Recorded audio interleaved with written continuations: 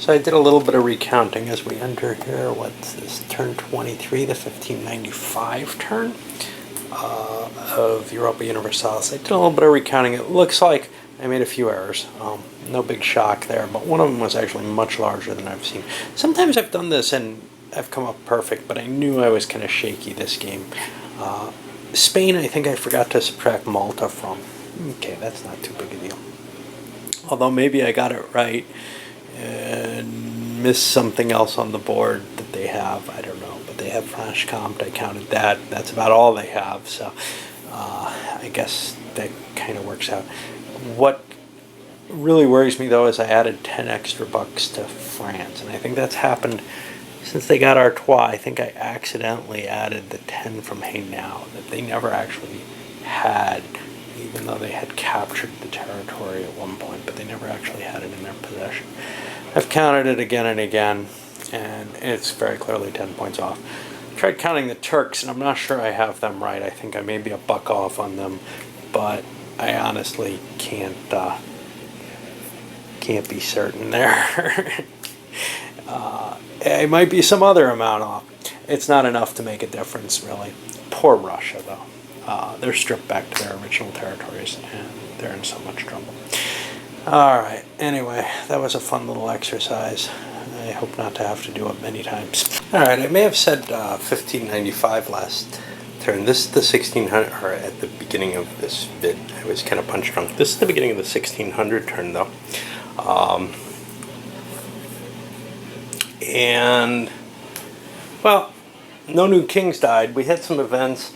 Nothing too exciting. France got refugees. Russia got a drought just to make things great for them. Obscurantism occurred, which dropped the stabilities even, well, of the high-ranking guys back down a little bit. Guys at the bottom are just stuck there. For the events for the turn, we had a destabilization, which had little effect. We had, well, the English lost Scotland as a vassal. They're going to have to buy them back up, I guess. That may make things a little easier on France in terms of trying to gain their support. We had wars in India again. This is just eating up the event, really, which is fine, but things are kind of much slower than they were historically in terms of the entrance into India. So we're getting some events that normally should be available historically, like the East India companies for the Dutch and the English, that aren't being triggered because they haven't gotten their trading posts into India yet. And those would cause issues with the wars happening in India. It's kind of cool not to be there because you don't get affected by the war, but it causes problems over here on this chart where I keep rolling and coming up with things that can't happen. Well, because a lot of stuff can't happen, there's only a few things that can. And one of those few things is a war with Turkey again. One of the things that couldn't happen was the Corsican Revolt. That's got specific limits on it now. It didn't in the original. It wasn't a boned event in the original. In this one, it's probably still not going to happen. The only way it can happen is if Genoa's at war with a major power. And the problem is, this is a long period. I think this is the longest period in the game. And the chart for the events is the same size as in all the others. So you're eating them up much faster in this. There are very few blank spots on that chart. And to bone an event the way that Risto did in this one, I think it's a mistake in this particular set of events. I understand his desire to make sure that that event takes place in a way that it can work, and the Sampiero counter was also attributed to it in a way that it normally isn't, where normally it's only got a time span in the original game. Here, he's moved some of the leaders so that they're associated with events. We saw that with Banner, for example. Fortunately, not with Gustavus, so, well, Banner's not enough. Turkey's in a lot of trouble with Persia, though, and there's the possibility, I gotta look up the rules on this, but Spain kind of wants to throw the Habsburgs into this. If they can do so without losing any stability, and, well, even if they lose this stability, I don't think it hurts them, they can gain, an advantage on the Turks. The Turks are pretty much tapped out after the last. I mean, they've been at war continuously. And while the recovery from this war might allow them, although they didn't recover any stability, might allow them to maybe still win a war against Persia, there's no way they can handle one against both Austria and Persia at the same time. On the other hand, the French are very interested in a war with England, and the English are interested in harassing the Dutch. So we're going to see how this all kind of plays out. I think the diplomacy on this turn is going to be very interesting, actually. Not that you get to see that, because that's just me arguing with myself. Alright, well, after the diplomatic phase, what do we got? Yes, no one wanted to do the major actions here. France tried to convince the Dutch into joining them in a war with England. Basically, they would sign an offensive treaty with the Dutch, which the Dutch would then be bound if France declared war. Without that, France just didn't feel like, yeah, they might get Sweden, but that they can beat the English Navy and be able to enforce their claim on England. They can take Calais, but that doesn't do them any good. Neither side would own it then. Both would get the penalty. So they're hoping for something a little bit more. And they held off from any major diplomatic actions. What we had were some minor ones where the French went after Scotland, and actually the English went after Scotland and Denmark, seeing this threat. For one thing, they won Scotland. Well, the French got Scotland in Expeditionary Corps, but the English took Denmark from the Dutch into military alliance, which kind of counterbalances Sweden to some extent. You're gonna, if both come into the war, you're gonna see them pretty much fighting each other rather than really contributing much. Although the naval battle, whoever wins that will be able to supply the other side. Or to supply their side, not the other side. Looking at other actions, the Dutch increased their hold on Prussia. And I guess that's about it. Nobody else spent anything. I forgot to roll the Spaniards. They're going for the papacy. Let's just do that right off the bat. I charge them the 30 base bucks. And so they've got a 6 plus 1 for religion puts them to 7. I think that still applies. They don't have them on the track. So they get 14, so they're going to get 9 movements. And this is the way diplomacy works, in case I haven't shown it before. They get 9 moves on the papacy. That's 1, 2, 3. The cost is there. The first 2 are going to be 1 each for everyone except Switzerland. 4, 5, and they don't have the 10 more to put it into vassalage, so they get it into entry of war status. This is not a big deal except for the money that comes in for it. So the Spaniards are going to get 50 bucks. The 30 bucks they spent, they get 20 more. It's generally worthwhile for someone who has a chance at getting them to grab them. But other people were more interested in things that had a tactical significance for them. Alright. Well, I guess we go on to the income and the administrative crap. I forgot. I had mentioned it earlier. Austria is definitely declaring war on Turkey. They see an exposed frontier there, so that's going to affect Turkey's income a little bit. I'll have to figure that in. Alright. Okay, just a quick jumping in. I forgot to declare war on the Incas again, so I did it again. This is Onate's last chance to do it. But, you know, I don't want to give up having a decent leader. He probably can't complete the job in one turn, but if he can get Cusco, the job becomes very easy for anyone who wants to get involved in it. So it's kind of a, I don't know, it's kind of a bummer for Spain. They're really struggling down there.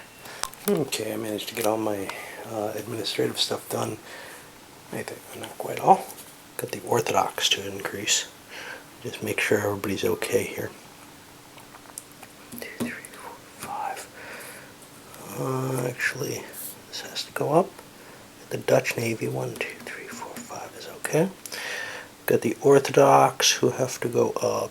Now they're tied to Russia. and that's all good. Except for these are boosting up.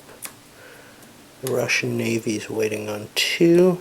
The arquebus has dropped down to here, which is going to be available to the big rest of the world countries.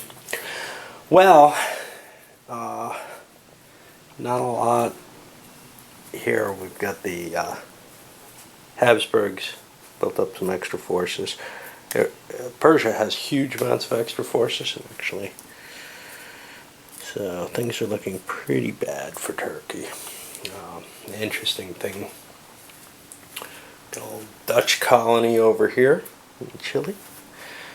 They managed to establish there first. They didn't get a trading post down here. The English failed on their trading post. Everybody's having a hard time getting into into Asia at all. All right, well, we're ready to go. The Dutch passed the battery mark because if they're going to war, they have to go past the muskets and the battery, and they don't think they can do both. English tried to move their way up the muskets. They're not going to make it by next turn, so they're kind of hoping that the war doesn't break out. But the French really, really want Calais, and the English do too. So there's not going to be a royal marriage or something to try to resolve that. Because there wasn't a lot going on this turn, I was going to refrain from covering the rounds in any detail, and I probably still will. Had some engagements over it, because I think I'm just saying the same things each time. We had some engagements over here where the Persians were driven back. Now they've set up a siege of Armenia. The Habsburgs had a really good single attack on Pex, ended up taking it with an assault in the first round, but then trying to cross over into Banat, they got repulsed. However, they've done a lot of damage to the Turkish army. Over here in the New World, we're beginning to see some exploration. John Smith here in Gujarat, English and Dutch, both trying to get themselves into East India so they can establish their East India companies. That gives them some additional advantages. Tasman preparing for an exploration of Alaska, of all things. But the biggie, Onate, went a different route. Now this means he has to explore new territories. It actually meant he has to go through 2 instead of 1 territory. Seemed like a bad idea. Well, it was. The first space, no big problem. Second space, though, he took an exploration attrition roll that caused something like 30% casualties. Ended up losing Onates himself, and then his army was destroyed. So basically this, third, fourth Inca expedition has failed as well. And again, the Spanish are probably going to just let the war lapse. Something they can do with these. But there's just no sign that they have a good conquistador available. Alright, onward with this. Still in the second round. Once I start talking, it's so hard to shut me up. Yeah, no doubt. They used to call me Motormouth. Alright, so what do we got that's a little weird here? First of all, I neglected to show Champlain is marching out. He's trying to get to the Great Lakes. There's victory point bonus for finding that. Which I don't, the English were close, but didn't bother getting. But what's kind of interesting here, Hausmann has just explored Bengal. Both the English and the Dutch have this interesting situation. They both have good explorers. There's a lot of reason they might, be finding all kind of new territory, but there's no real point behind it. Early in the game, you can grab them, but very soon, all these regions are going to be available to everyone. The publication of the maps, etc., it takes place. So within 2 turns of discovering something, everyone knows about it. Which makes it a little bit more iffy on whether you want to discover these new things, because you're opening it up. Anyone can drop a trading post or a colony in those locations. Kind of changes the dynamics. Why risk your leader if you might not be the person taking advantage of it? So you may want a little pool of places that you know about, but you don't want it to expand too much because you're just giving the advantage to other people. Okay, well, that was the end of the turn. It only went 4 rounds. Dutch not only found Alaska, but they also discovered part of California. pretty good place to settle. In this game, unlike Conquistador, California is actually fairly valuable. In Conquistador, it's kind of doesn't take the natural advantages that California actually has into account. Instead, it kind of says, well, people really shouldn't be going there. So it's not as valuable. It's not, tremendously rich, but it's a good area to be in. Compared to things like Mexico, it makes sense. Of course, one thing to remember is this is a period when there's somewhat of an ice age going on, a mini ice age running in this era. And actually, the productivity of Mexico would have been higher in comparison to the northern areas. Just something interesting to keep in mind. Let's see. Dutch and English making a race for Kamchatka. The Dutch will probably stay at sea. The English may pull back just because, well, actually the Dutch have a problem here because they gotta pull back. Houseman's gonna die. And he had to make it this turn. The Turks were unable to break the siege in Armenia. They chose to wait it out for a turn. They pretty much repulsed everything the Habsburgs have done since. But against the Persians, they had to take a risk. If the turn was going to end early, driving the Persians off would have been a valuable move because it gives them a peace modifier. But if it was going to be a long turn, they wanted to make sure they drive them off late enough that it's harder for them to come back. And they made a bad choice. The Persians, and it could have come down to a die roll here. The Persians could have gotten not a lasting siege, and therefore lost it anyway on a short term. So it seemed the better idea. All right, the French have set themselves up. They can't quite colonize the Great Lakes. They're too far away. If it weren't for this British thing, they could just strike right through and colonize it. They want to put a trading post in the Hudson Bay rather than a colony. Well, you know what? Colonizing the Hudson Bay makes more sense. Anyway, because Quebec's not really that valuable. It's the furs they want. One colony point can get them all those furs, and then they can move down to the Great Lakes and colonize that as well. And it just makes more sense. But anyway, that's what Champlain is doing down there, setting up, some more fur exporting possibilities. Next turn, the English and the French have to compete for that fur, unless they can come to some agreement on it.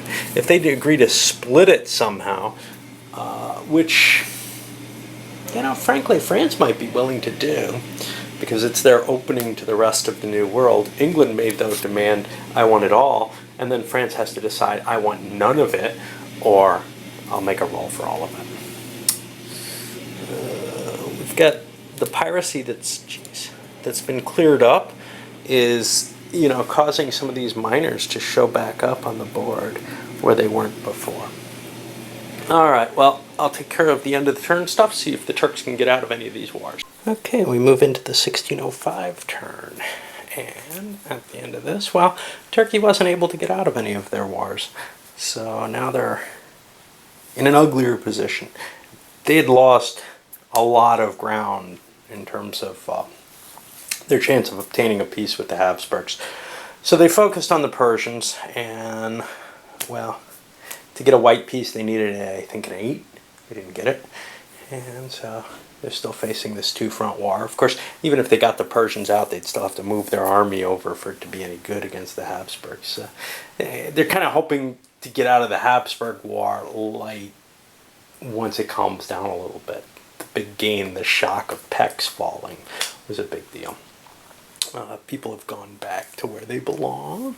English over here, Dutch over there. Not much point to staying out at sea if you're not trying to do the circumnavigation, as long as you're exploring.